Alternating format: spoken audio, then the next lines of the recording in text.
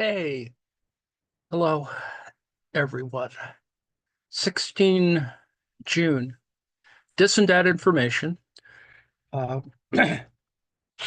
this week, we may be looking at some preparatory stuff for the class unity session on Sunday on the war economy or the military-industrial complex. We're getting closer to discussing military Keynesianism there.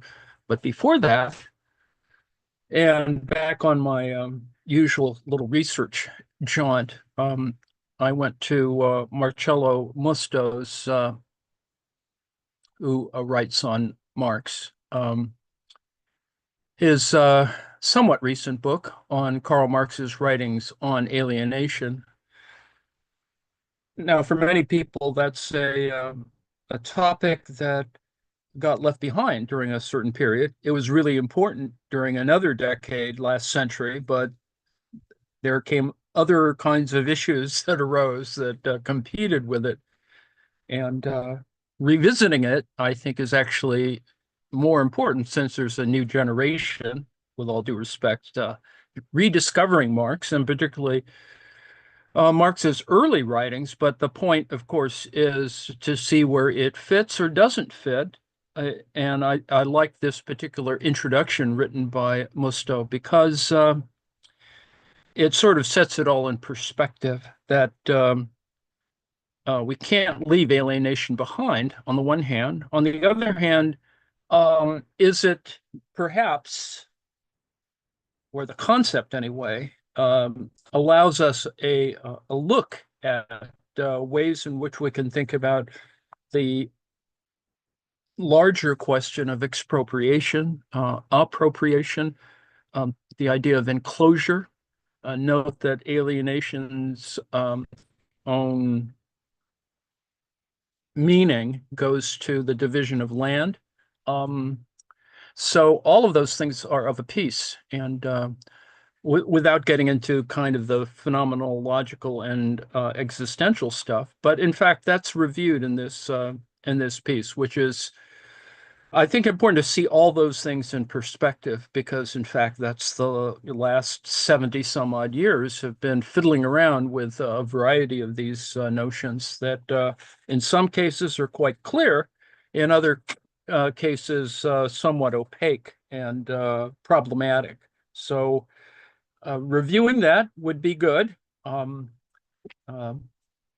It is not difficult. It does get into some philosophical issues that I think will be important. And you may think that, okay, well, we've looked at things that try to deal with a kind of realism or critical realism, and where does alienation fit in that? And that's a very good question, and one worth still considering. Okay, Alienation Redux.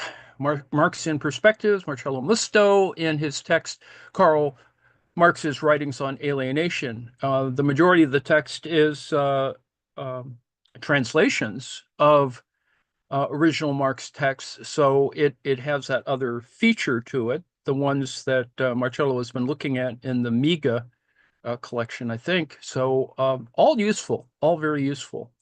That's a further chapter of this. The origin of the concept. Alienation was one of the most important and widely debated themes of the 20th century, and Marx's theorization played a key role in the discussions. Yet, contrary to what one might imagine, the concept itself did not develop in a linear manner, and the publication of previously unknown texts containing Marx's reflections on alienation defined significant moments in the transformation and dissemination of the theory. The meaning of the term changed several times over the centuries. In theological discourse, it referred to the distance between man and God. In social contract theories, to the loss of the individual's original liberty. Autonomy to the transfer property ownership. The first systematic philosophical account of alienation was in the work of G.W.F. Hegel, who, in the Phenomenology of Spirit, and you can see why I've chosen this particular piece, adopted the term Entäußerung, literally self-externalization or renunciation, and Entfremdung, estrangement, to denote spirits becoming other than itself in the realm of objectivity. The whole question still featured prominently in the writings of the Hegelian left and Ludwig Feuerbach's theory of religious alienation, that is, of man's projection of his own essence onto an imaginary deity, elaborated in the book The Essence of Christianity of 1841.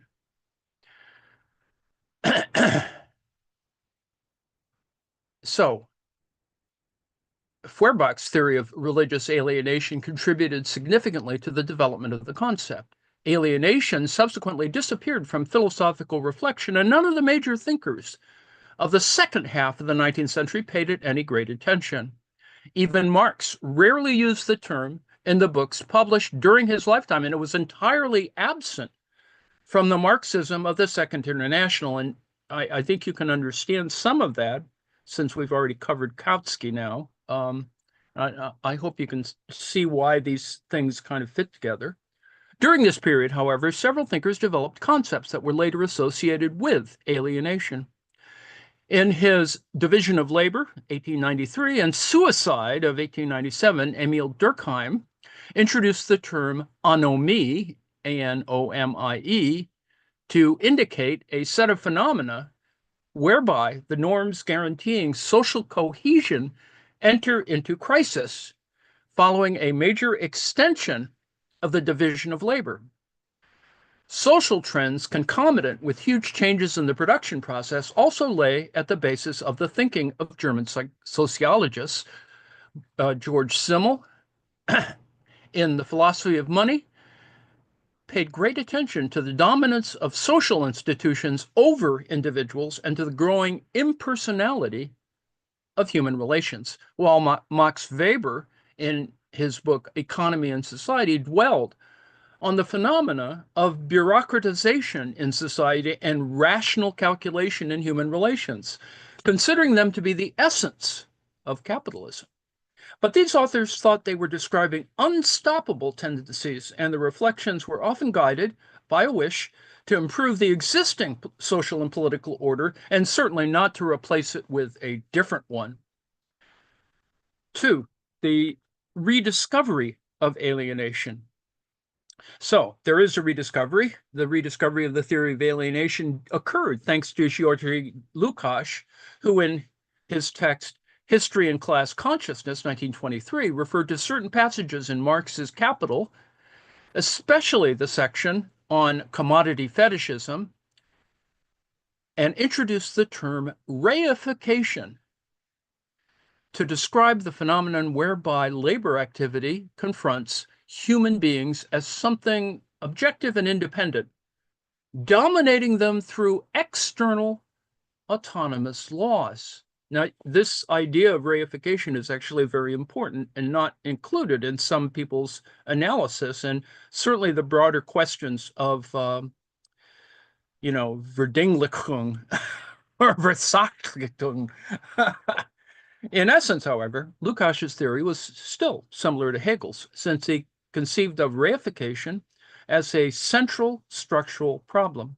Much later, after the appearance of a French translation by Kostas Axelos and Jacqueline Boyce, had given this work a wide resonance among students and left-wing activists, Lukács decided to republish it together with a long, self-critical preface in 1967, in which he explained that History and Class Consciousness follows Hegel in that it too equates alienation with objectification.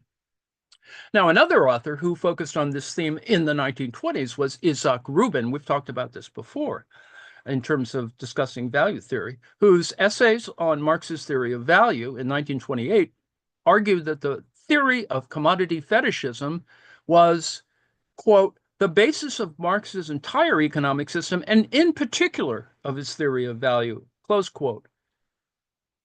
In the view of this Russian author, the reification of social relations was a real fact of the commodity capitalist economy.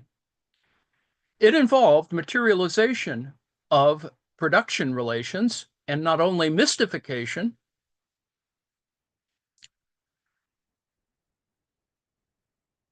It involved materialization of production relations, not only mystification or illusion. This is one of the characteristics of the economic structure of contemporary society. Fetishism is not only a phenomenon of social consciousness, but of social being.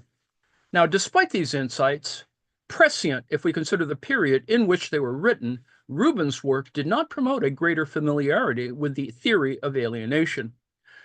Its reception in the West began only with its translation into English in 1972, and then from English into other languages. The decisive event that finally revolutionized the diffusion of the concept of alienation was the appearance in 1932 of the economic and philosophical manuscripts by Marx of 1844, a previously unpublished text from Marx's youth. It rapidly became one of the most widely translated, circulated, and discussed philosophical writings of the 20th century, revealing the central role that Marx had given to the theory of alienation during an important period for the formation of his economic thought, the discovery of political economy. Remember, Marx is in his 20s when he's doing this. 4, with his category of alienated labor, and from them to Arbeit, alienated labor, Marx not only widened the problem of alienation from the philosophical, religious, and political sphere to the economic sphere of material production. He also showed that the economic sphere was essential to understanding and overcoming alienation in other spheres. In the economic and philosophical manuscripts of 1844, alienation is presented as the phenomenon through which the labor product confronts labor, quote, as something alien, as a power independent of the producer. For Marx, the alienation and Tasserung of the worker in his product means not only that his labor becomes an object that is an external existence, but that it exists outside him, independently, as something alien to him, and that it becomes a power on its own confronting him. It means that the life which he has conferred on the object confronts him as something hostile and alien. Now,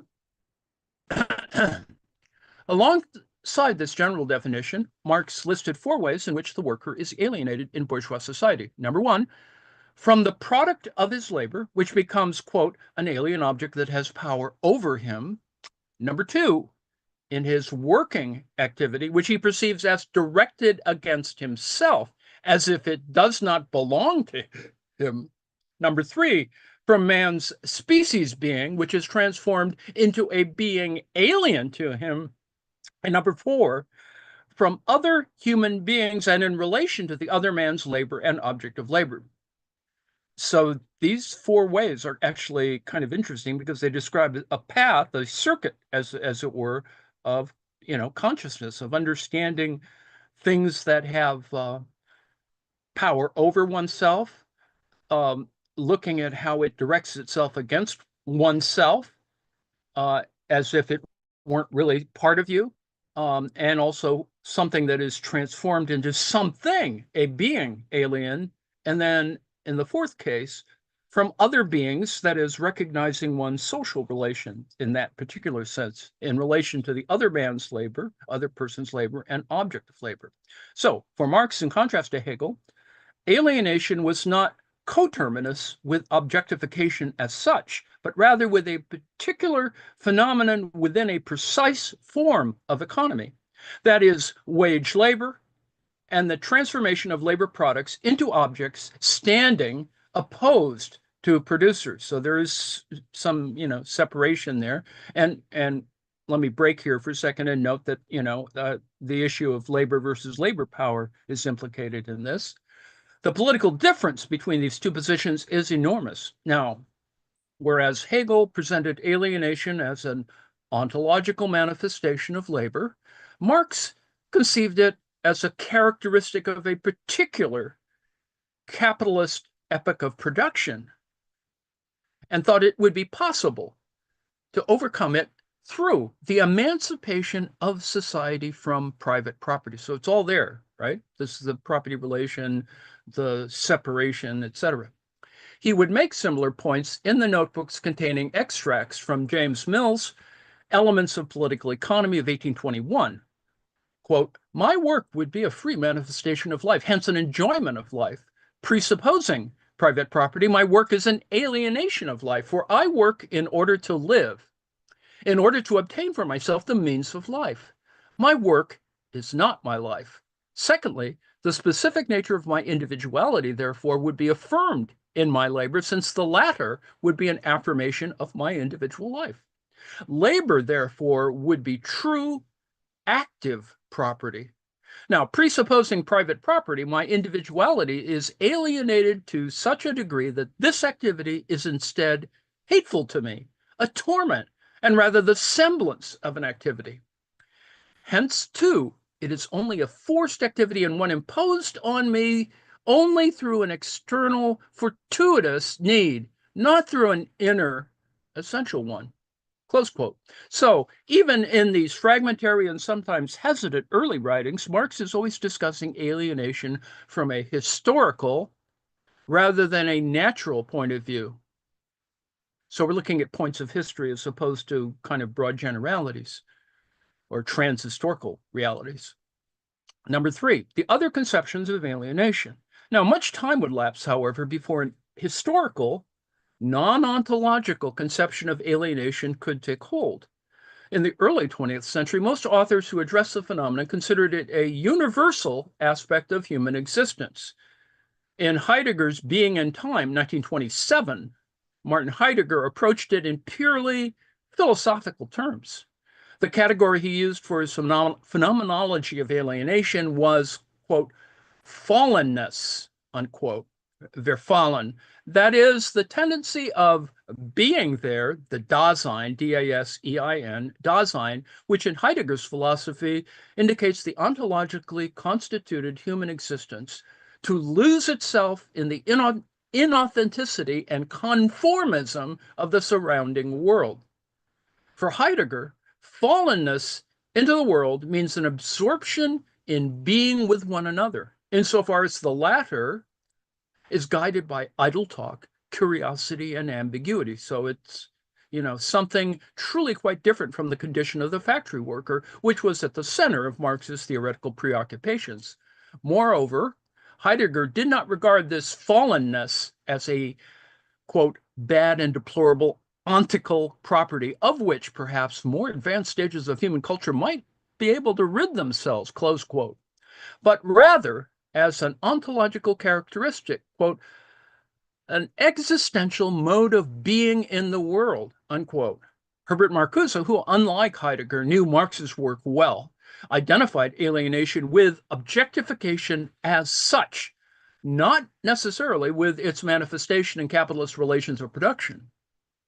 In an essay he published in 1933, Marcuse argued that the burdensome character of labor could not be attributed merely to the specific conditions in the performance of labor, to the social technical structuring of labor, but should be considered as one of its fundamental traits.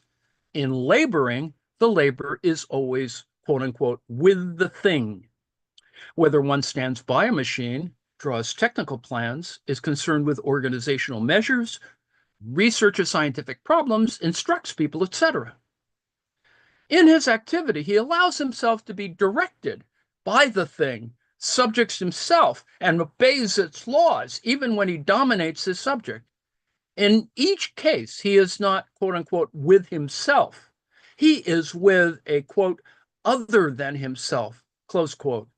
Now, even when this doing fulfills his own freely assumed life, this externalization and alienation of human existence is ineliminable in principle. You can't eliminate it. For Marcuse, there was a primordial negativity of laboring activity that belonged to the very essence of human existence.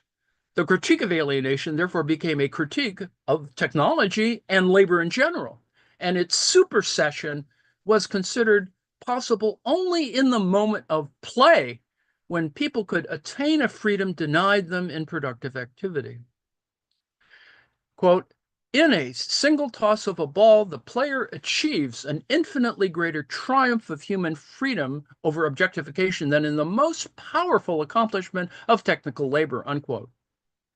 In Marcuse's Eros and Civilization of 1955, Marcuse took an equally clear distance from Marx's conception, arguing that human emancipation could be achieved only through the abolition of labor and the affirmation of the libido and play in social relations. He discarded any possibility that a society based on common ownership of the means of production might overcome alienation on the grounds that labor in general, not only wage labor, was work for an apparatus which they, that is the vast majority of the population, do not control, and which operates as an independent power to which individuals must submit if they want to live. And it becomes the more alien, the more specialized division of labor becomes. They work in alienation, in the absence of gratification, and in negation of the pleasure principle. The cardinal norm against which people should rebel was the performance principle imposed by society. So, in Marcuse's eyes, the conflict between sexuality and civilization unfolds with this development of domination. Under the rule of the performance principle, body and mind are made into instruments of alienated labor. They can function as such instruments only if they renounce the freedom of the libidinal subject-object, subject-object, which the human organism primarily is and desires. Man exists as an instrument of alienated performance. Hence, even if material production is organized equitably and rationally, it can never be a realm of freedom and gratification. It is the sphere outside labor which defines freedom and fulfillment. Now, that's Marcuse talking.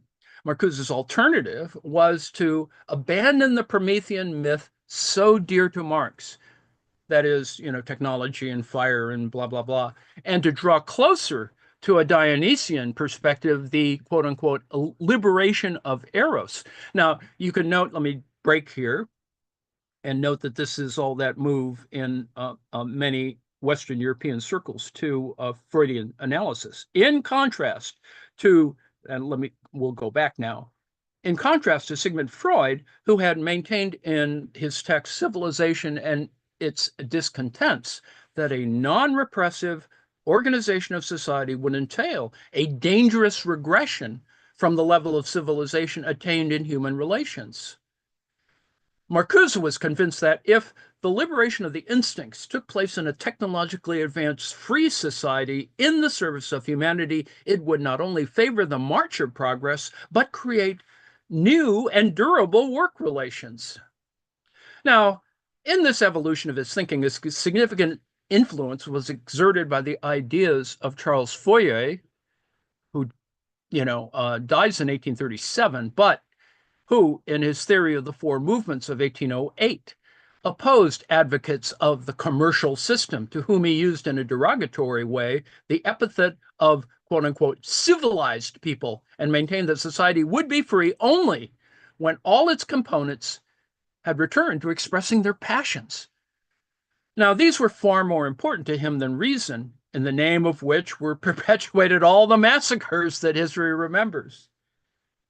Close quote. According to Fourier, the main error of the political regime of his age, it's Napoleonic and the post-revolutionary, the first revolution, was the repression of human nature.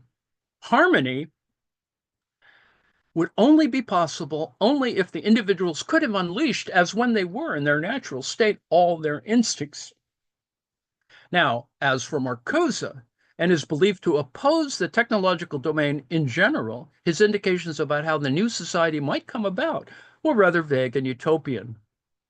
He ended up opposing technological domination in general, so that his critique of alienation was no longer directed against capitalist relations of production, and his reflections on social change were so pessimistic as to include the working class among the subjects that operated in defense of the system. You can see how that works in terms of thinking about consciousness. The two leading figures in the Frankfurt School, Max Horkheimer and Theodor Adorno, also developed a theory of generalized estrangement resulting from invasive social control and the manipulation of needs by the mass media. In Dialectic of Enlightenment, Horkheimer and Adorno argued that a technological rationale is the rationale of domination itself. It is the coercive nature of society alienated from itself. Now, this meant that in contemporary capitalism, even the sphere of leisure time, free and outside of work, was absorbed into the mechanism producing consensus. Now, after World War II, the concept of alienation also found its way into, needless to say, psychoanalysis. Those who took it up started from Freud's theory that man is forced to choose between nature and culture, and that to enjoy the securities of civilization, he must necessarily renounce his impulses. Some psychologists linked alienation with the psychoses that appeared in certain individuals as a result of this conflict-ridden choice, thereby reducing the whole vast problematic of alienation to merely subjective phenomenon. Yeah, crazy people. The author who dealt most with alienation from within psychoanalysis was Erich Fromm, F-R-O-M-M. Unlike most of his colleagues, he never separated its manifestations from the capitalist historical context. Indeed, his books, The Sane Society of 1955 and Marx's Concept of Man of 1961, use the concept to try to build a bridge between psychoanalysis and Marxism. Yet Fromm, likewise, always put the main emphasis on subjectivity, and his concept of alienation, which he summarized as a, quote, a mode of experience in which the individual experiences himself as alien, close quote, remained too narrowly focused on the individual. Moreover, his account of Marx's concept based itself only on the economic and philosophical manuscripts of 1844, because it, only had just come out, and showed a deep lack of understanding of the specificity and centrality of alienated labor in Marxist thought. Now, this lacuna, this lack or whatever gap, prevented from giving due weight to objective alienation, that of the worker in the labor process and in relation to the labor product, and led him to advance positions that appear disingenuous in their neglect of the underlying structural relations. Marx believed that the working class was the most alienated class. He did not foresee the extent to which alienation was to become the fate of the vast majority of people. If anything, the clerk, the salesman, the executive are even more alienated today than the skilled manual worker. The latter's functioning still depends on the expression of certain personal qualities like skill, reliability, etc. And he's not forced to sell his personality, his smile, his opinions in the bargain. One of the principal non-Marxist theories of alienation is that associated with Jean-Paul Sartre and the French existentialists. Indeed, in the 1940s, marked by the horrors of war and the ensuing crise de conscience, the phenomenon of alienation, partly under the influence of Alexandre Kohev's neo-Hegelianism, became a recurrent reference both in philosophy and in narrative literature. Once again, however, the concept is much more generic than in Marxist thought, becoming identified with a diffuse discontent of man in society, a split between human individuality, and the world of experience, and an insurmountable human condition, condition humaine. The existentialist philosophers did not propose a social origin for alienation, but saw it as inevitably bound up with all facticity. No doubt the failure of the Soviet experience favored such a view, and human otherness. In 1955, Jean Hippolyte set out this position in one of the most significant works in this tendency. That is, alienation does not seem to be reducible solely to the concept of the alienation of man under capitalism as Marx understands it. The latter is only a particular case of a more universal problem of human self-consciousness, which, being unable to conceive itself as an isolated cogito, can only recognize itself in a word which it constructs in the other selves which it recognizes and by whom it is occasionally disowned. But this manner of self-discovery through the other, this objectification, is always more or less an alienation, a loss of self, and a simultaneous self-discovery. Thus, objectification and alienation are inseparable, and their union is simply the expression of a dialectical tension observed in the very moment of history. Close quote. Marx helped to develop a critique of human subjugation, basing himself on opposition to capitalist relations of production. The existentialists followed an opposite trajectory, trying to absorb those parts of Marx's work that they thought useful for their own approach in a merely philosophical discussion devoid of a specific historical critique. Let me break there for a second and note that this is that difference. One at on the one hand, you have kind of a concern for the kind of therapeutic application of these kinds of things, and not, sort of locating it, historicizing it, locating in history itself. And so there's section 4, the debate on the conception of alienation in Marx's early writings. The alienation debate that developed in France frequently drew upon Marx's theory. As the Second World War gave way to a sense of profound anguish resulting from the barbarities of Nazism and fascism, the theme of the condition and destiny of the individual in society acquired great prominence. A growing philosophical interest in Marx is apparent everywhere in Europe. Often, however, it referred only to the economic and philosophical manuscripts of 1844, not even the sections of Capital that Lukács had used to construct his theory of reification were taken into consideration. Moreover, some sentences from the economic and philosophical manuscripts of 1844 were taken out of context and transformed into sensational quotes, supposedly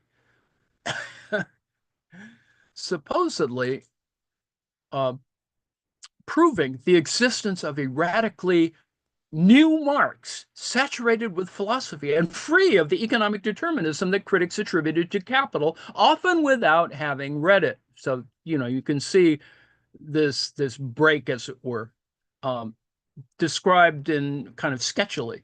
Again, on the basis of the 1844 text, the French existentialists laid by far the greatest emphasis on the concept of self-alienation, Selbststandfremdung, that is, the alienation of the worker from the human species and from others like himself, a phenomenon that Marx did discuss in his early writings, but always in connection with objective alienation.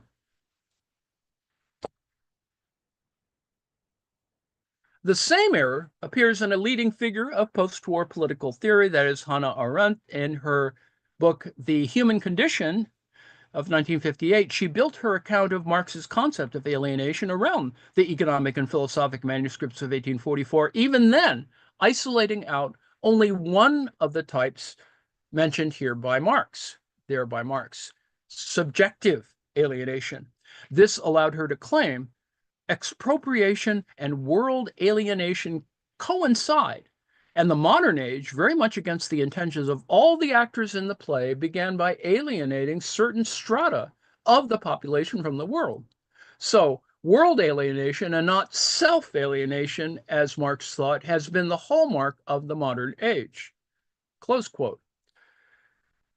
Evidence of her scant familiarity with Marx's mature work is the fact that, in conceding that Marx was not altogether unaware of the implications of world alienation in capitalist economy, she referred only to a few lines in his very early journalistic piece on the debates of the wood theft laws, which we've covered before, about, talking about picking up spare wood, etc., 1842. Not to the dozens of much more important pages in Capital and the preparatory manuscripts leading up to it. Her surprising conclusion was, quote, Such occasional considerations played a minor role in Marx's work, which remained firmly rooted in the modern age's extreme subjectivism, close quote. Now, where and how Marx prioritized self-alienation in his analysis of capitalist society remains a mystery that Arendt never elucidated in her writings. In the 1960s, the theory of alienation in the economic and philosophic manuscripts of 1844 became the major bone of contention in the wider interpretation of Marx's work. It was argued that a sharp distinction should be drawn between an early Marx and a mature Marx, an arbitrary and artificial opposition favored both by those who preferred the early philosophical work and those for whom the only real Marx was the Marx of Capital, among them Louis Althusser and the Russian scholars. Whereas the former considered the theory of alienation in the 1844 economic and philosophical manuscripts to be the most significant part of Marx's social critique, the latter, Althusserians, etc., often exhibited a veritable phobia of alienation and tried at first to downplay its relevance. Or, when that strategy was no longer possible, the whole theme of alienation was written off as a, quote, youthful peccadillo, a residue of Hegelianism that Marx later abandoned. So there's some real distinctions made. Now, scholars in the first camp, the pro-early Marx, scholars in the first camp retorted the 1844 manuscripts were written by a man of 26 just embarking on his major studies. But those in the second camp still refused to accept the importance of Marx's theory of alienation, even when the publication of new texts made it clear that he really never lost interest in it and that it occupied an important position in the main stages of his life's work. Now, with the passage of time, successive supporters of the two positions engaged in lively debate, offering different answers concerning the continuity of his thought. Were there, in fact, two distinct thinkers, an early Marx and a mature Marx? Or was there only one Marx whose convictions remained substantially the same over the decades? Now, the opposition between these two views became ever sharper. The first, uniting Marxist-Leninist orthodoxy with those in Western Europe and elsewhere who shared its theoretical and political tenets, downplayed or dismissed altogether the importance of Marx's early writings. They presented them as completely superficial in comparison with his later works, and in so doing, advanced a decidedly anti-humanist conception of his thought. The second view, advocated by a more heterogeneous group of authors, had as its common denominator a rejection of the dogmatism of an official communism and the correlation that its exponents thought to establish between Marx's thought and the politics of the Soviet Union. A number of quotations from two major protagonists in the 1960s will do more than any possible commentary to elucidate the terms of the debate. For Althusser, first of all, any discussion of Marx's early works is a political discussion. Need we be reminded that Marx's early works were exhumed by social democrats and exploited by them to the detriment of Marxism-Leninism? This is the location of the discussion, the young Marx. Really at stake in it, though, Marxism, the terms of the discussion, whether the young Marx was already an holy Marx. Ehring Flescher, on the other hand, wrote that the early writings of Marx center so strongly on the liberation of man from every form of exploitation, domination, and alienation that a Soviet reader must have understood these comments as a criticism of his own situation under Stalinist domination. For this reason, then, the early writings of Marx were never published in large, cheap editions in Russian. They were considered to be relatively insignificant works by the young Hegelian Marx who had not yet developed Marxism. To argue, as so many did, that the theory of alienation in the economic and philosophical manuscripts of 1844 was the central theme of Marx's thought was so obviously wrong that it demonstrated no more than ignorance of his work. On the other hand, when Marx again became the most frequently discussed and quoted author in world philosophical literature because of his newly published pages on alienation, the silence from the Soviet Union on this whole topic and on the controversies associated with it, see Western Marxism, provided a striking example of the instrumental use made of his writings in that country. For the existence of alienation in the Soviet Union and its satellites was dismissed out of hand, and any texts relating to the question were treated with suspicion. As Henri Lefebvre put it, quote, in Soviet society, alienation could and must no longer be an issue. By order from above, for reasons of state, the concept had to disappear, close quote. Therefore, until the 1970s, very few authors in the quote-unquote socialist camp paid any attention to the works in question. A number of well-known Western authors also played down the complexity of the phenomenon. Lucien Goldmann, for instance, thought it possible to overcome alienation in the socioeconomic conditions of the time. And in his book, Goldmann's dialectical research of 1959 argued that it would disappear or recede under the mere impact of planning.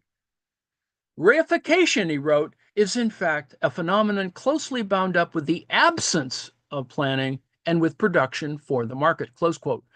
Soviet socialism in the East and Keynesian policies in the West were resulting in, quote, in the first case, in the elimination of reification, and in the second case, in its progressive weakening, close quote. History has demonstrated the faultiness of his predictions. Now, whatever the academic discipline or political affiliation, interpreters of the economic and philosophic manuscripts of 1844 may be divided into three groups. The first consists of all those who, in counterposing the Paris manuscripts to Capital, stress the theoretical preeminence of the former work. A second group attaches little significance in general to the manuscripts, while a third tends towards the thesis that there is a theoretical continuum between them and Capital. Seems somewhat logical, actually.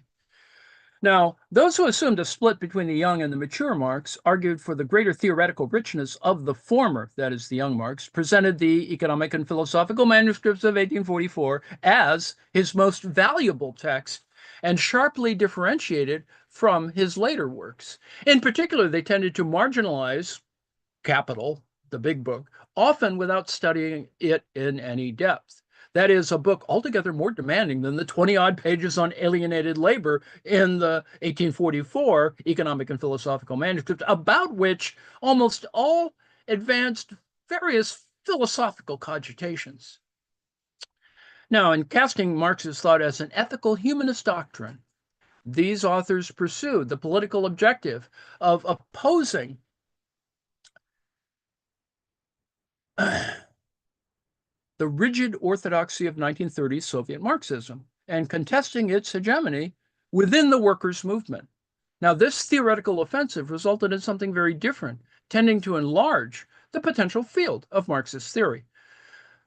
Though the formulations were often hazy and generic, Marxism was no longer considered merely as an economic determinist theory and began to exert a greater attraction for large numbers of intellectuals and young people. Now, the approach began to make headway soon after the publication in 1932 of the economic and philosophical manuscripts of 1844, and continued to win converts until the late 1950s, partly thanks to the explosive effect of a new text so unlike the dominant canon of Marxism. Now, its main sponsors were a motley group of heterodox Marxists, progressive Christians, and existential philosophers who interpreted Marx's economic writings as a step back from what they saw as the centrality of the human person in his early theories. The second group of interpreters who regarded the EPM 1844 as a transitional text of no special significance in the development of Marxist thought. Now, this was the most widely read account in the Soviet Union and in the later satellite countries.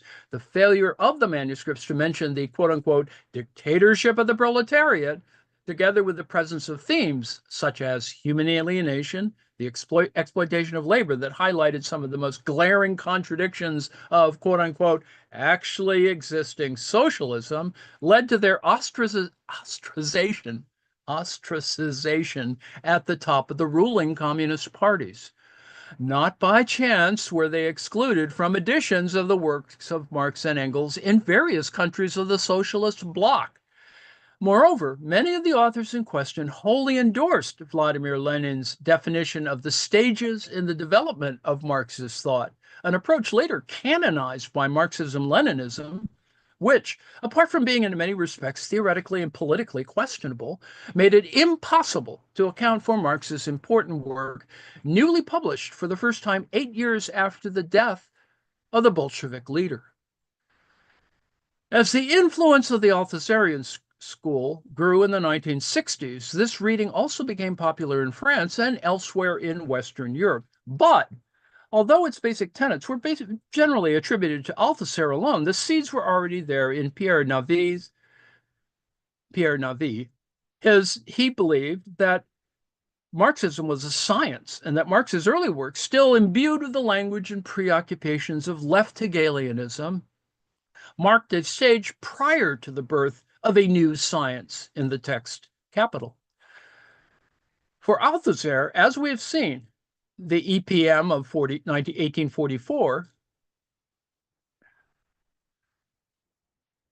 represented the Marx most distant from Marxism, a philologically unfounded contraposition of Marx's early writings to the critique of political economy is shared by dissident or revisionist Marxists eager to prioritize the former and by orthodox communists focused on the quote-unquote mature Marx. So between them, they contributed to one of the principal misunderstandings in the history of Marxism, the myth of the young Marx. Now, this antagonism also gave rise to conflicts about the terminology and fundamental concepts of Marxian theory. For example, historical materialism versus historicism, or exploitation versus alienation. Now, the third and last group of interpreters of the EPM 1844 consists of those who, from different political and theoretical standpoints, identified a substantive continuity in Marx's work. The idea of an essential Marxian continuum, as opposed to a sharp theoretical break that completely discarded all that came before, was the inspiration for some of the best interpretations of the concept of alienation in the EPM of 1844. Even then, however, there were a number of errors of interpretation, most notably in certain authors, an underestimation of Marx's huge advances of the 1850s and 60s in the field of political economy. This went together with a diffuse tendency to reconstruct Marx's thought through collections of quotations without taking any account of the different periods in which the source texts had been written. This is why people, go to the font of all wisdom, the Miga, in that sense. All too often, the result was an author assembled out of pieces corresponding to the interpreter's particular vision, passing backwards and forwards from the economic and philosophical manuscripts of 1844 to Capital, as if Marx's work were a single, timeless, and undifferentiated text. Now, we've discovered differently, certainly. To underline the importance of the concept of alienation in the EPM of 1844 for a better understanding of Marx's development cannot involve drawing a veil of silence over the huge limits of this youthful text. Its author had scarcely begun to assimilate the basic concepts of political economy, and his conception of communism was no more than a confused synthesis of the philosophical studies he had undertaken until then. Now, captivating as they are, especially in the way they combine philosophical ideas of Hegel and Feuerbach with a critique of classical economic theory and a denunciation of working class alienation, the economic and philosophical manuscripts of 1844, the EPM of 1844, are only a very first approximation, as is evident from their vagueness and eclecticism. They shed major light on the course that Marx took, but an enormous distance still separates them from the themes and argument not only of the finished 1867 version of Capital Volume 1, but also of the preparatory transcripts for Capital, one of them published that he drafted from the late 1850s on, in contrast to analyses that either play up a distinctive young Marx, or try to force a theoretical break in his work, the most incisive readings of the concept of alienation in the EPM of 1844 have known how to treat them as an interesting but only initial stage in Marx's critical trajectory. Had he not continued his research but remained in the concepts of the Paris manuscripts, he would have probably been demoted to a place alongside Bruno Bauer and Feuerbach in the sections of philosophy manuals devoted to the Hegelian left.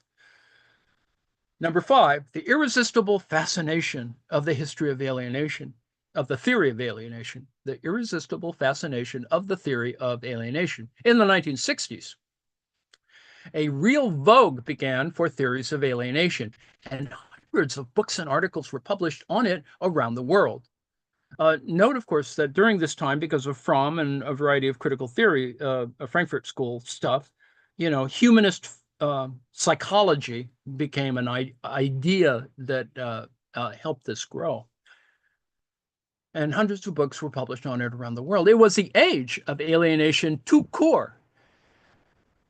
Authors from various political backgrounds and academic disciplines identified its causes as commodification, over-specialization, anomie, bureaucratization, conformism, consumerism, loss of a sense of self amid new technologies, even personal isolation, apathy, social or ethnic marginalization, and environmental pollution. So you can see the roots of the, intersectional elements of left thought. The concept of alienation seemed to express the spirit of the age to perfection, and indeed, in its critique of capitalist society, it became a meeting ground for anti-Soviet philosophical Marxism and the most democratic and progressive currents in the Catholic world. However, the popularity of the concept and its indiscriminate application created a profound terminological ambiguity. Within the space of a few years, alienation thus became an empty formula ranging right across the spectrum of human unhappiness, so all-encompassing that it generated the belief that it could never be modified. With Guy Debord's book, The Society of the Spectacle of 1967, which became soon after its publication a veritable manifesto for the generation of students in revolt against the system, alienation theory linked up with a critique of immaterial production. So, building on the theses of Horkheimer and Adorno, the Frankfurt School, according to which the manufacturing of consent, see Chomsky, to the social order had spread to the leisure industry, Debord argued that the sphere of non-labor could no longer be considered separate from productive activity. Whereas during the primitive stage of capitalist accumulation, political economy considers the proletarian only as a worker who only needs to be allocated the indispensable minimum for maintaining his labor power and never considers him, quote, in his leisure and humanity, close quote. This ruling class perspective is revised as soon as commodity abundance reaches a level that requires an additional collaboration from him. Now, once his workday is over, the worker is suddenly redeemed from the total contempt toward him that is so clearly implied by every aspect of the organization and surveillance of production, and finds himself seemingly treated like a grown-up with a great show of politeness in his new role as a consumer. At this point, the humanism of the commodity takes charge of the worker's leisure and humanity simply because political economy now can and must dominate those spheres. For Debord, then, whereas the domination of the economy over social life initially took the form of a, quote, degradation of being into having, close quote, in the present stage, there had been a general shift from having to appearing. This idea led him to place the world of spectacle, this is Debord, at the center of his analysis. The spectacle social function is the concrete manufacture of alienation. The phenomenon through which the fetishism of the commodity, those gold shoes, attains its ultimate fulfillment, close quote. In these circumstances, alienation asserted itself to such a degree that it actually became an exciting experience for individuals, a new opium of the people that led them to consume and identify with the dominant images, taking them ever further from their own desires and real existence. Quote, the spectacle is the stage at which the commodity has succeeded in totally colonizing social life. Modern economic production extends its dictatorship both extensively and intensively. With the second industrial revolution, alienated consumption has become just as much a duty for the masses as alienated production. Welcome to Coachella. In the wake of Debord, Jean Baudrillard has also used the concept of alienation to interpret critically the social changes that have appeared with mature capitalism. In Baudrillard's text, The Consumer Society of 1970, distancing himself from the Marxist focus on the centrality of production, he identified consumption as the primary factor in modern society. It's all Department 2, right? The age of consumption, in which advertising and opinion polls create spurious needs and mass consensus, was also, quote unquote, the age of radical alienation. Commodity logic has become generalized and today governs not only labor processes and material products, but the whole of culture, sexuality, and human relations, including even fantasies and individual drives, swipe left. Everything is spectacularized, or in other words, provoked, and orchestrated into images, signs, consumable models. Baudrillard's political conclusions, however, were rather confused and pessimistic. Now, faced with a social ferment on a mass scale, he thought the rebels of May 1968 had fallen into the trap of reifying objects and consumption excessively by according them diabolical value, close quote. And he criticized, quote, all the disquisitions on alienation and all the derisive force of pop and anti-art as a mere indictment that is part of the game. It's the critical mirage, the anti-fable, which rounds off the fable. Now, a long way from Marxism, for which the working class is the social reference point for changing the world, he ended his book with a messianic appeal, as generic as it was ephemeral. Quote, we shall await the violent eruptions and sudden disintegrations which will come just as unforeseeably and as certainly as May 1968 to wreck this white mass. Number 6, alienation theory in North American sociology. In the 1950s, the concept of alienation also entered the vocabulary of North American sociology, but the approach to the subject there was quite different from the one prevailing in Europe at the time. Note that this, there's fellow traveling with economics. Anyway, mainstream sociology treated alienation as a problem of the individual human being, not of social relations. And the search for solutions centered on the capacity of individuals to adjust to the existing order, not on collective practices to change society. So here too, there was a long period of uncertainty before a clear and shared definition took shape. Some authors considered alienation to be a positive phenomenon, a means of expressing creativity, which was inherent in the human condition in general. For example, the sociology of art. Another common view was that it sprang from the fissure between individual and society. Seymour Melman, for instance, traced alienation to the split between the formulation and execution of decisions and considered that it affected workers and managers alike. In his book, Melman's book, A Measure of Alienation, 1957, which inaugurated a debate on the concept in the American Sociological Review, Gwynne Nettler used an opinion survey as a way of trying to establish a definition, but in sharp contrast to the rigorous labor movement tradition of investigations into working conditions, his questionnaire seemed to draw its inspiration more from the McCarthyite canons of the time than from those of scientific research. For in effect, he identified alienation with a rejection of the conservative principles of American society. Quote, consistent maintenance of unpopular and averse attitudes towards familism, the mass media and mass taste, current events, popular education, conventional religion, and the telic view of life, nationalism, and the voting process, close quote.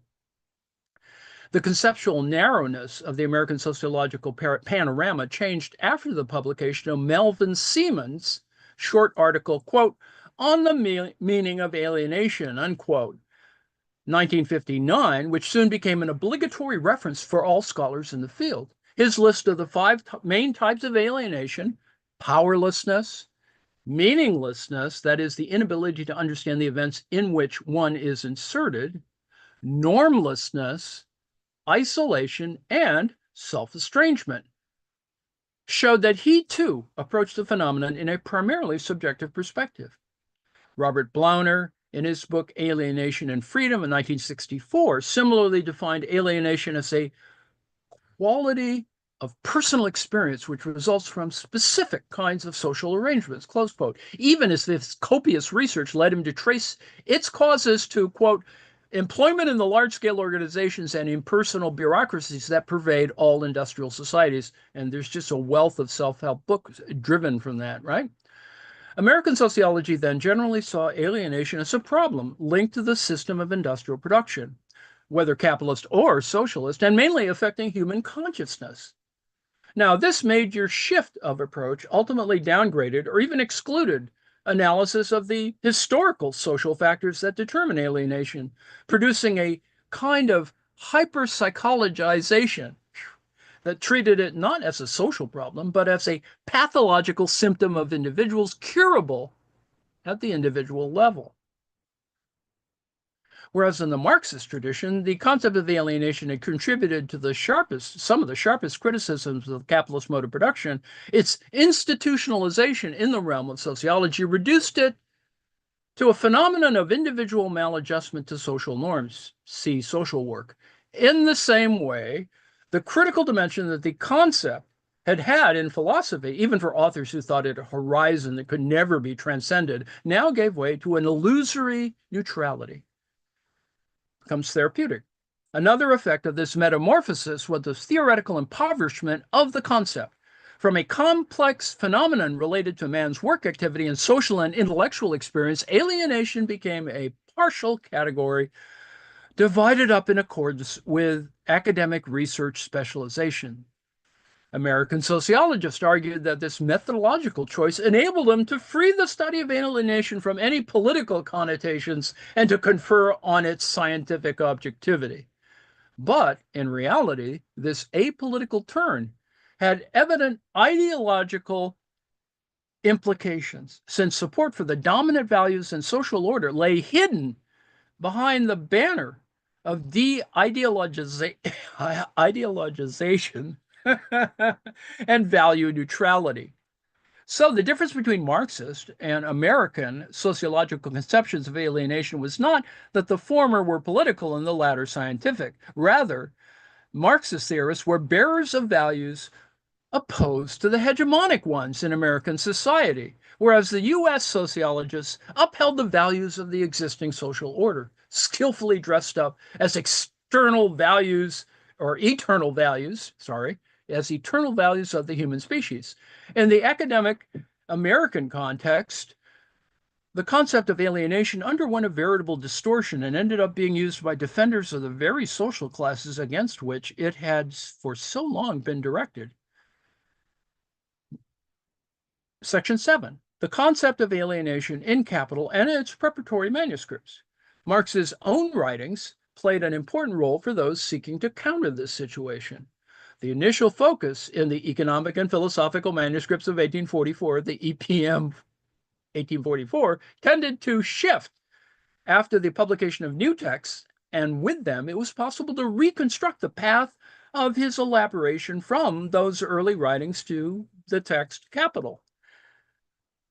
In the second half of the 1840s, Marx no longer made frequent use of the term alienation. The main exceptions were his book, The Holy Family, The German Ideology, and the Manifesto of the Communist Party. So 1845, 1846, 1848, all jointly authored with Engels. In the pamphlet Wage, Labor, and Capital, 1849, a collection of articles based on lectures he gave to the German Workers' League in Brussels in 1847, Marx returned to the theory of alienation. But the term itself did not appear in these texts because it would have had too abstract a ring for his intended audience. He wrote that wage labor does not enter into the worker's own life activity, but represents a sacrifice of his life.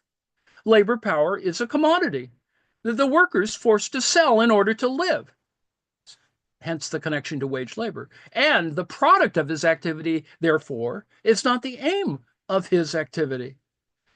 And the laborer who for 12 hours long weaves, spins, bores, turns, builds, shovels, breaks stone, carries hods, and so on, is this the 12 hours weaving, spinning, boring, turning, building, shoveling, stone breaking, regarded by him as a manifestation of life as life? Quite the contrary. Life for him begins where this activity ceases, at the table, at the tavern seat, in bed. The 12 hours work, on the other hand, has no meaning for him as weaving, spinning, boring, and so on, but only as earnings, which enable him to sit down at a table, the dinner table, to take a seat in the tavern, and to lie down in a bed. If the silkworm's object in spinning were to prolong its existence as caterpillar, it would be a perfect example of a wage worker. Until the late 1850s, and recall that we do get an entire silk production thing that appears in the film 1900. But anyway, until the late 1850s, there were no more references to the theory of alienation in Marx's work. Now, following the defeat of the 1848 revolutions, he was forced to go into exile in London. Once there, he concentrated all his energies on the study of political economy, and apart from a few short works with a historical theme, did not publish another book. When he began to write about economics again, however, in the Foundations of the Critique of Political Economy, 1858 or 1857 to 8, recall that the Foundations of the Critique of Political Economy, 1857 to 1858, is better known as the Grundrisse.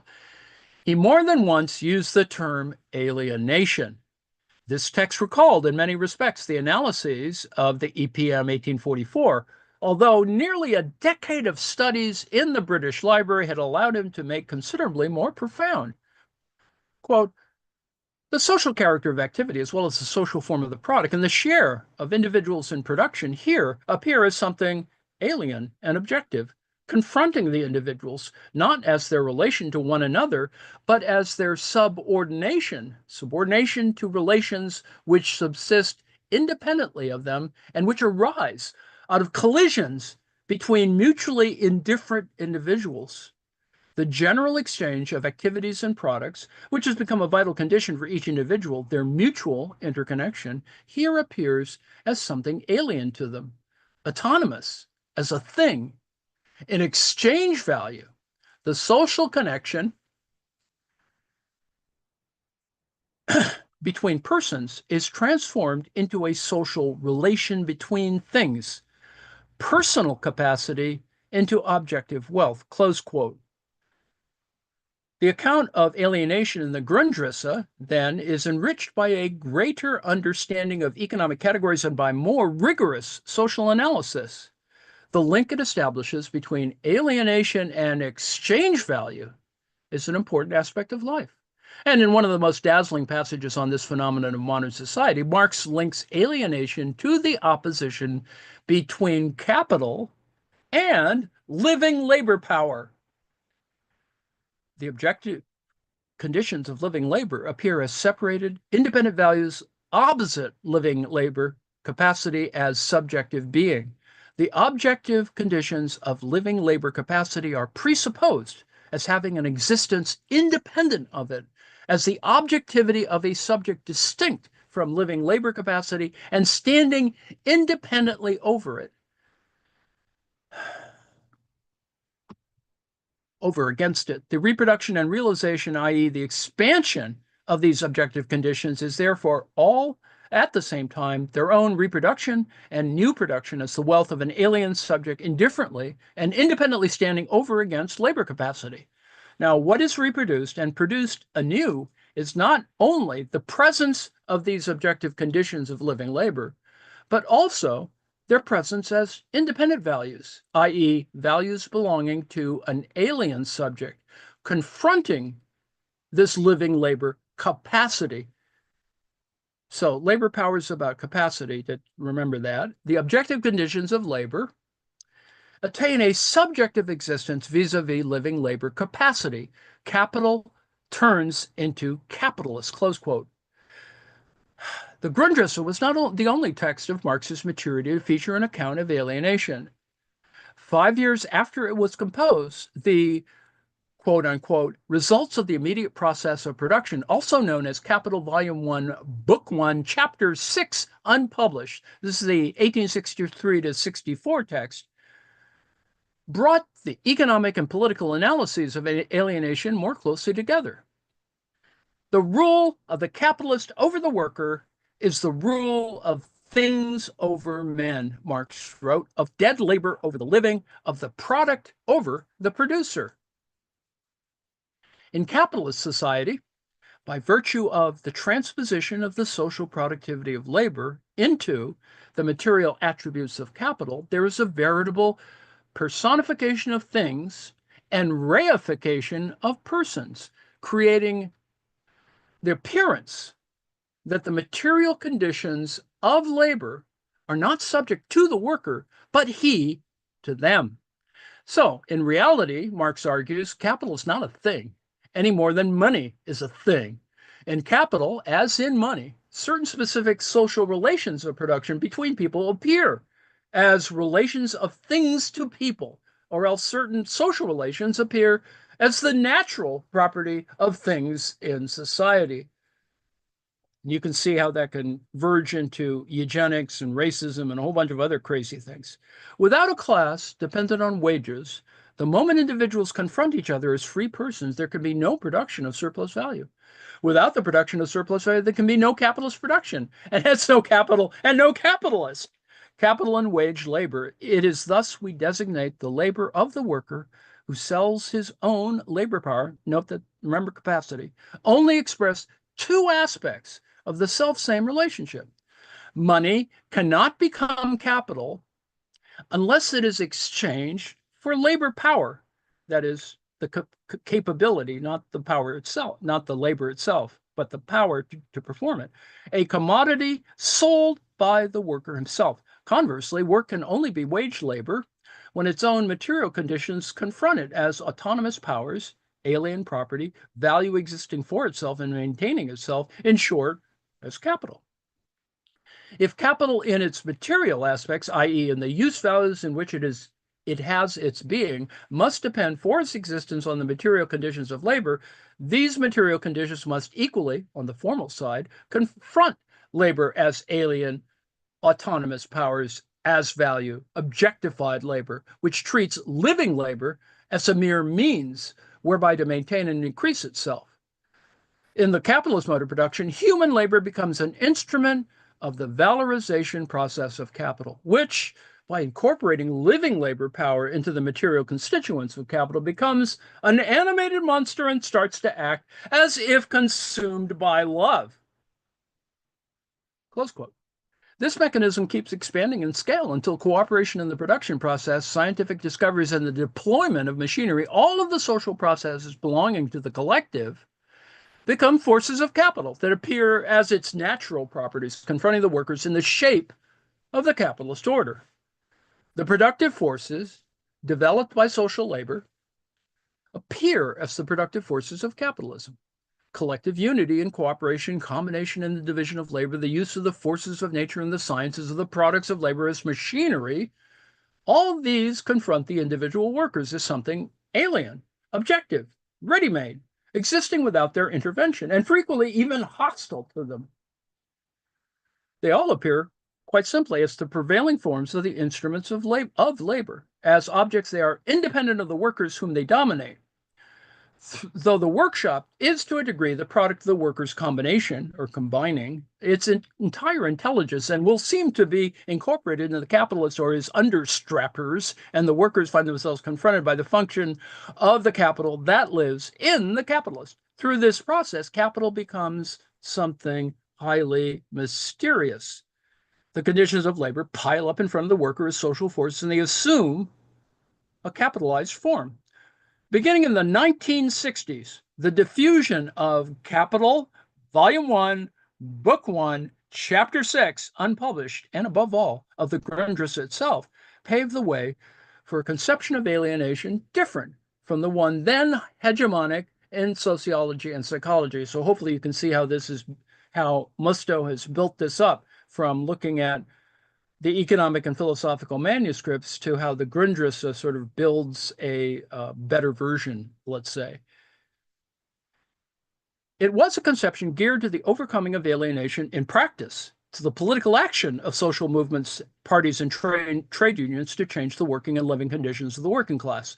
The publication of what, after the EPM of 1844 in the 1930s, may be thought of as the second generation of Marx's writings on alienation, therefore provided not only a coherent theoretical basis for new studies of alienation, but above all, an anti-capitalist ideological platform for the extraordinary political and social movement that exploded in the world during those years.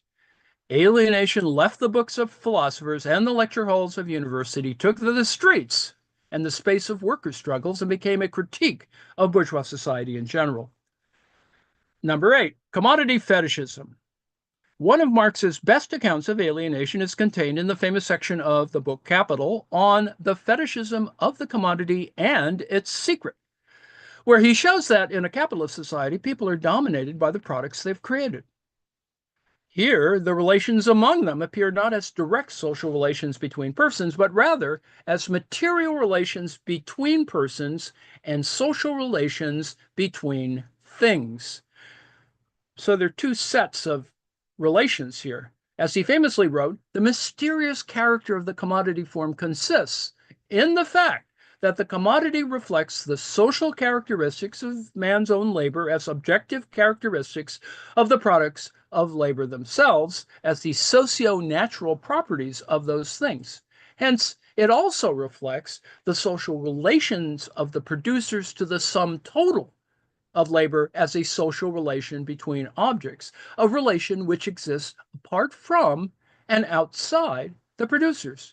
Through this substitution, so you see it's kind of sleight of hand, the products of labor become commodities, sensuous things which are at the same time suprasensible or social. It is nothing but the definite social relation between things themselves, which assumes here for them the fantastic form of a relation between things.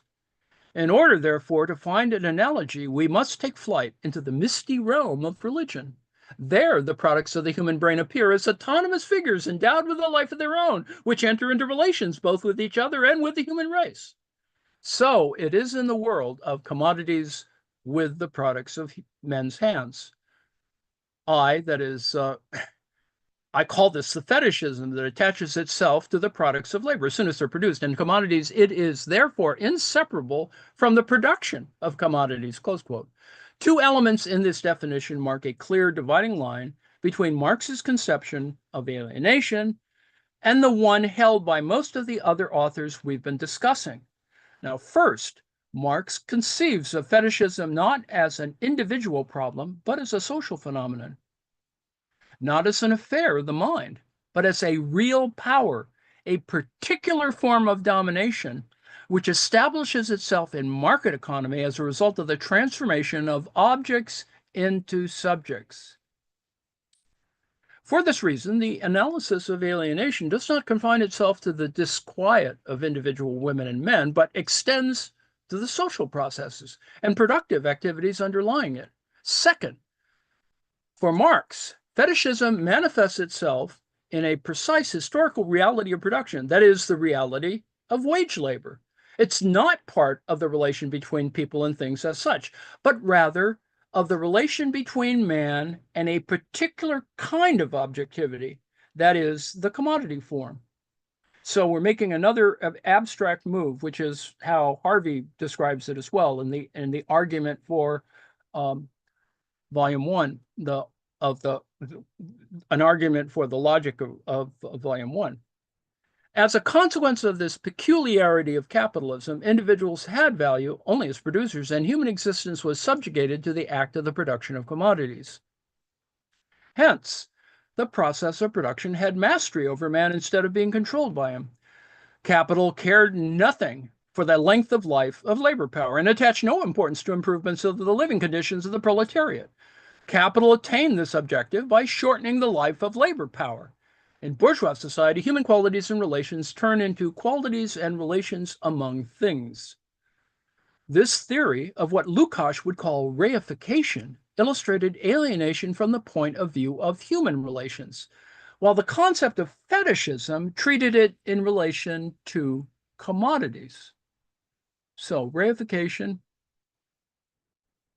alienation, human relations, fetishism, commodities.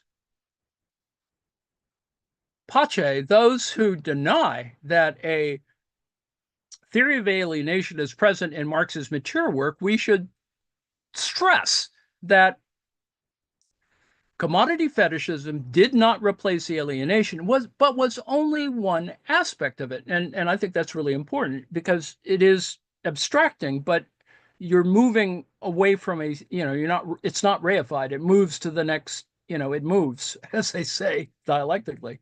The theoretical advance from the EPM 1844 to Capital and its related materials does not, however, consist only in the greater precision of his account of alienation. There is also a reformulation of the measures that Marx considers necessary for it to be overcome.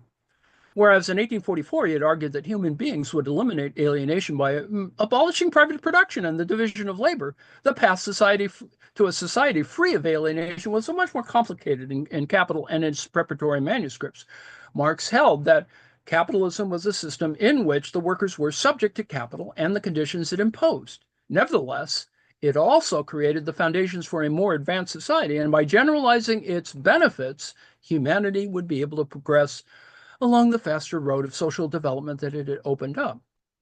Now, one of Marx's most analytic accounts of the positive effects of capitalist production is found towards the end of Capital Volume 1 in the section entitled The Historical Tendency of Capitalist Accumulation, which we looked at weeks ago.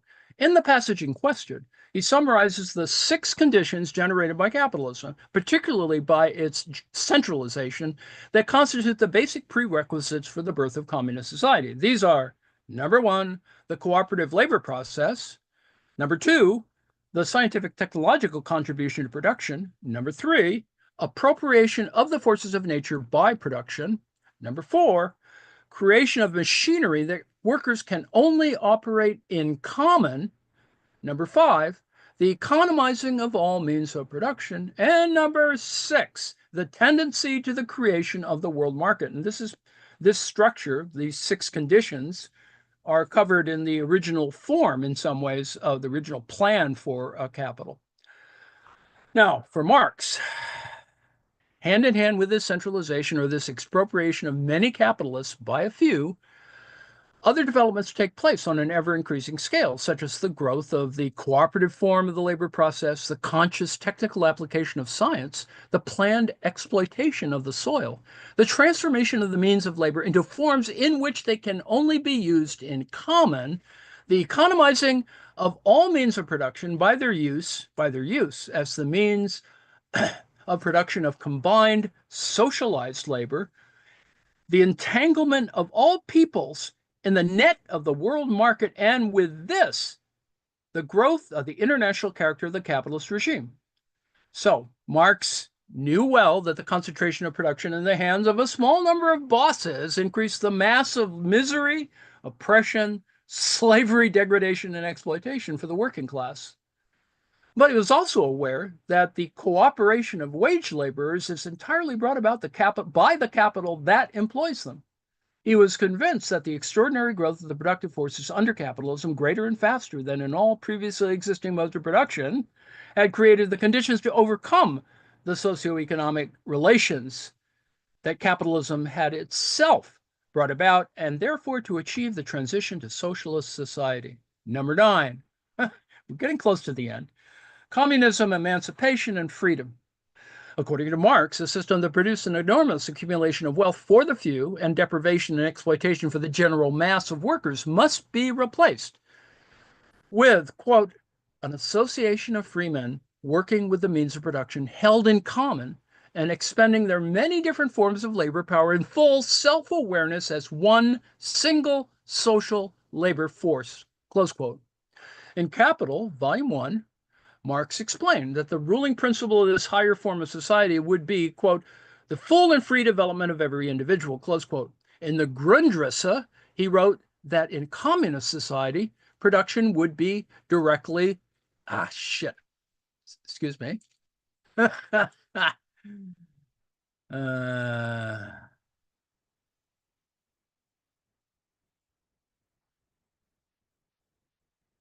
pressed the wrong button.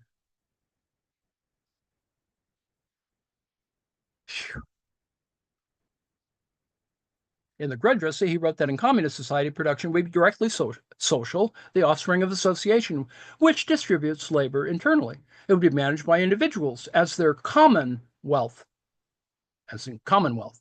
The social character of production, gesellschaftliche Charakter der Production, would make the product into a communal, general product from the outset. Its associative character would be presupposed, and the labor of the individual from the outset taken as social labor. As Marx stressed in the Critique of the Gotha program of 1875, in post-capitalist society, individual labor no longer exists in an indirect fashion, but directly as a component part of the total labor. In addition, the workers would be able to create the conditions for their eventual disappearance of, quote, the enslaving subordination of the individual to the division of labor, close quote. In Capital Volume 1, Marx highlighted that in communism, the conditions would be created for a form of planned cooperation through which the worker strips off the fetters of his individuality and develops the capabilities of his species. In Capital Volume 2, 1885, Marx dies in 1883, Marx pointed out that society would then be in a position to reckon in advance how much labor, means of production, and means of subsistence it can spend without dislocation. Unlike in capitalism, quote, where any kind of social rationality asserts itself only post festum, and, quote, major disturbances can and must occur constantly, close quote. Now, this type of production would differ from wage labor because it would place its determining factors under collective governance, take on an immediately general character, and convert labor into truly social activity. Now, this was a conception of society at the opposite pole from Thomas Hobbes's war of all against all. And people still believe in a Hobbesian approach, needless to say. In referring to so-called free competition or the seemingly equal position of workers and capitalists on the market in bourgeois society, Marx stated that the reality was totally different from the human freedom exalted by apologists of capitalism. The system posed a huge obstacle to democracy, and he showed better than anyone else that the workers did not receive an equivalent for what they produced. In the Grundrisse, he explained that what was presented as an exchange of equivalents was, in fact, appropriation of the workers' labor time without exchange. The relationship of exchange dropped away entirely, or it became a mere semblance. Relations between persons were actuated only by self-interest. This clash of individuals had been passed off as the absolute form of existence of free individuality in the sphere of production and exchange. For Marx, nothing could be further from the truth, since, quote, it is not individuals who are set free by free competition. It is rather capital which is set free, hence today's chaos. In the economic manuscripts of 1863 to 67, he denounced the fact that surplus labor is initially pocketed in the name of the society by the capitalist. The surplus labor that is the basis of society's free time, and by virtue of this material basis of its whole development and of civilization in general, close quote. And in Capital Volume 1, he showed that the wealth of the bourgeoisie was possible only by turning the whole lifetime of the worker and his family into labor time. In the Grundrisse, Marx observed that in capitalism, individuals are subsumed under social production, which exists outside them as their fate. This happens only through the attribution of exchange value conferred on the products whose buying and selling takes place post festum. Furthermore, all social powers of production, including scientific discoveries, which appear as alien and external to the worker, knowledge, are posited by capital. Stop doing that research for the government. The very association of the workers at the places and in the act of production is operated by capital and is therefore only formal. Use of the goods created by the workers is not mediated by exchange between mutually independent laborers or products of labor, but rather the social conditions of production within which the individual is active. Marx explained how productive activity in the factory concerns only the product of labor, not labor itself, since it will occur initially only in a common location under overseers, regimentation, greater discipline, regularity, and the posited dependence on production itself on capital. Got to use that bottle for the bathroom. In order to change these conditions, contrary to the view of many of Marx's socialist contemporaries, a redistribution of consumption goods was not sufficient to reverse this state of affairs. A root and branch change in the productive assets of society was necessary. Thus, in the Grundrisse, Marx noted that the demand that wage labor be continued but capital suspended is self-contradictory, self-dissolving. What was required was, quote, dissolution of the mode of production and form of society based on exchange value, close quote. In the address published under the title Value, Price, and Profit, it's a pamphlet, 1865, he called on workers to inscribe on their banner not the Tory motto, the conservative motto, a fair day's wage for a fair day's work, but the revolutionary watchword, abolition of the wages system.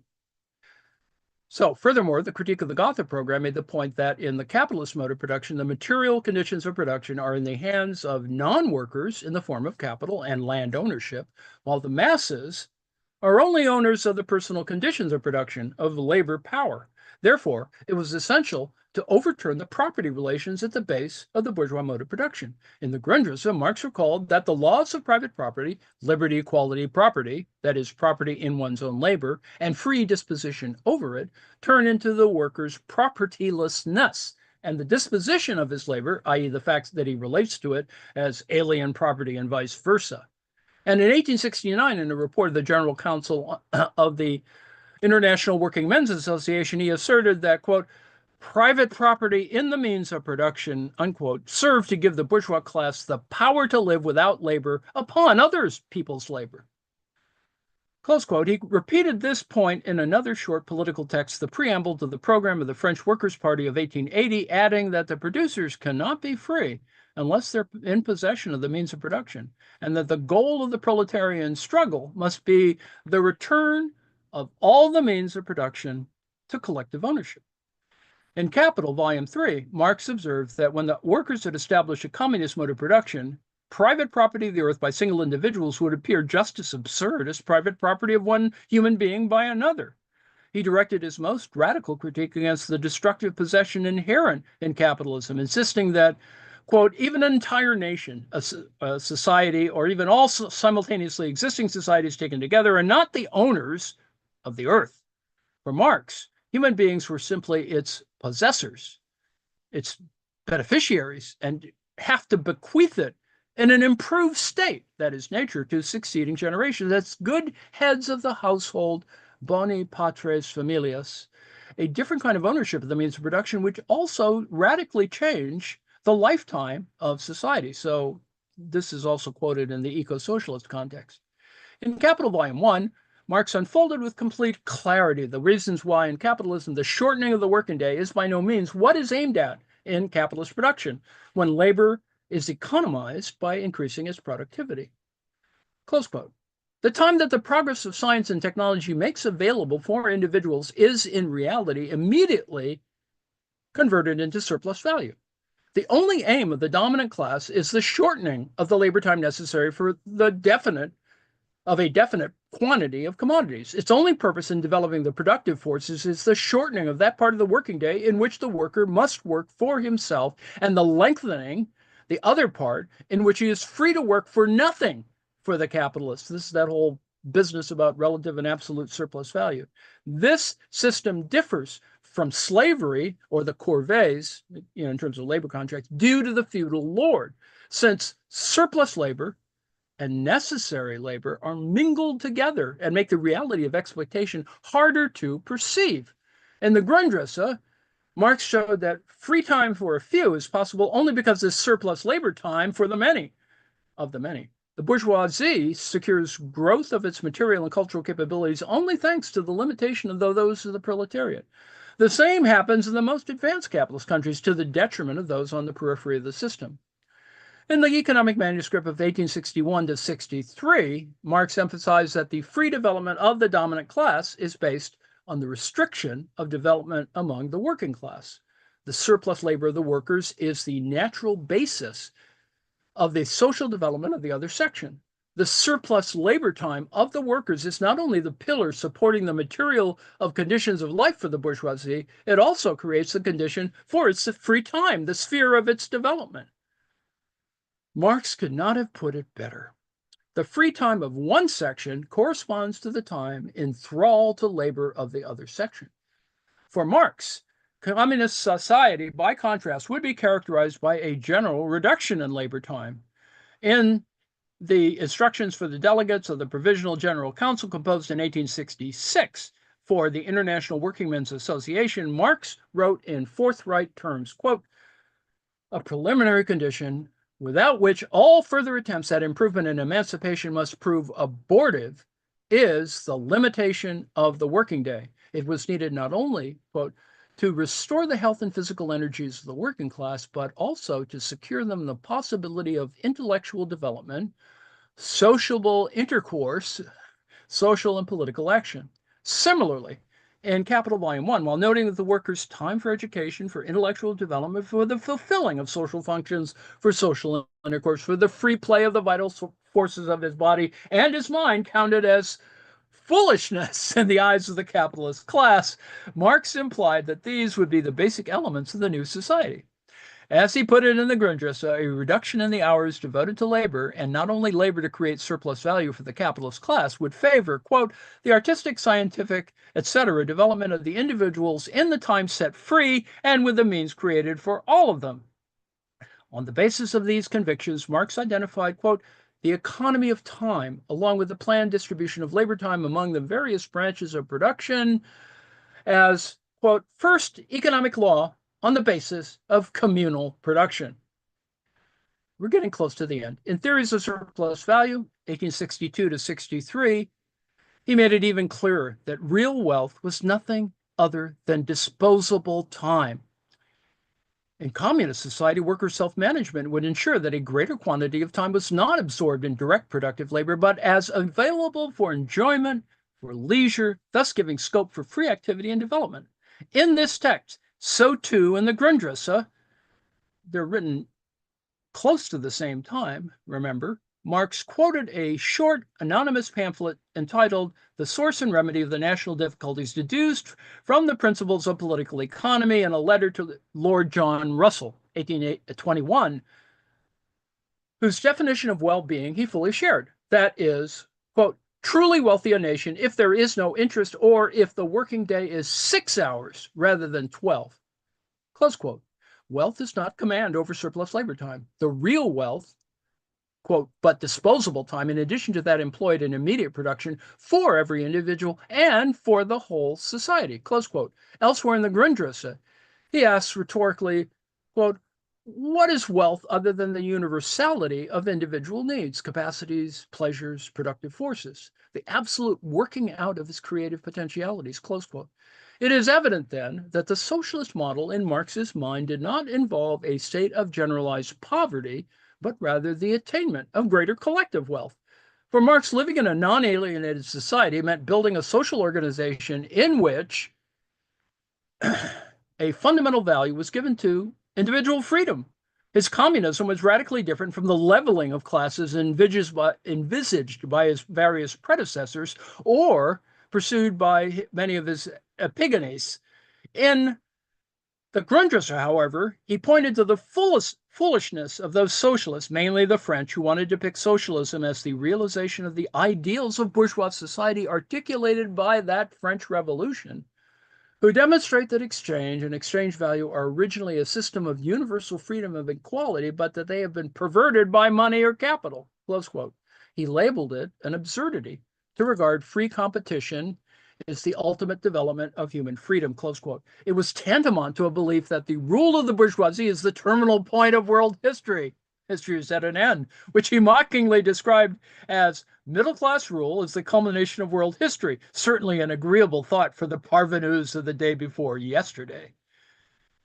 Close quote. In the same way, Marx contested the liberal ideology according to which the negation of free competition was equivalent to the negation of individual freedom and of social production based on individual freedom. See libertarianism. In bourgeois society, the only possible free development was on the limited basis of the domination of capital. But that type of individual freedom was at the same time, quote, the most sweeping abolition of all individual freedom and the complete subjugation of individuality to social conditions which assume the form of objective powers, indeed of overpowering objects independent of the individuals relating to one another. As he wrote in Capital Volume 3, well, the realm of freedom really begins only where labor determined by necessity and external expediency ends. It lies by its very nature beyond the sphere of material production proper. Just as the savage must wrestle with nature to satisfy his needs, to maintain and reproduce his life, so must civilized man. And he must do so in all forms of society and under all possible modes of production. This realm of natural necessity expands with his development because his needs do too. But the productive forces to expand these expand at the same time. Freedom in this sphere can consist only in this, that socialized man, the associated producers, govern the human metabolism with nature in a rational way. Remember that metabolism thing. Bringing it under their collective control instead of being dominated by it as a blind power, accomplishing it with the least expenditure of energy and in conditions most worthy and appropriate for their human nature. But this always remains a realm of necessity. The true realm of freedom, the development of human powers as an end in itself, begins beyond it, though it can only flourish with this realm of necessity as its basis. The reduction of the working day is the basic prerequisite. This post-capitalist system of production, together with scientific technological progress and a consequent reduction of the working day, creates the possibility for a new social formation in which the coercive, alienated labor imposed by capital and subject to its laws is gradually replaced with a conscious, creative activity beyond the yoke of necessity, and in which complete social relations take the place of random, undifferentiated exchange dictated by the laws of commodity and money. It is no longer the realm of freedom for capital, but the realm of genuine human freedom. Phew! Finally got there. At the end, let's see. All right, so I will close the live stream at the top of the hour. Is writing workshop in memory of Nancy, and so there you go. Thank you for your attention.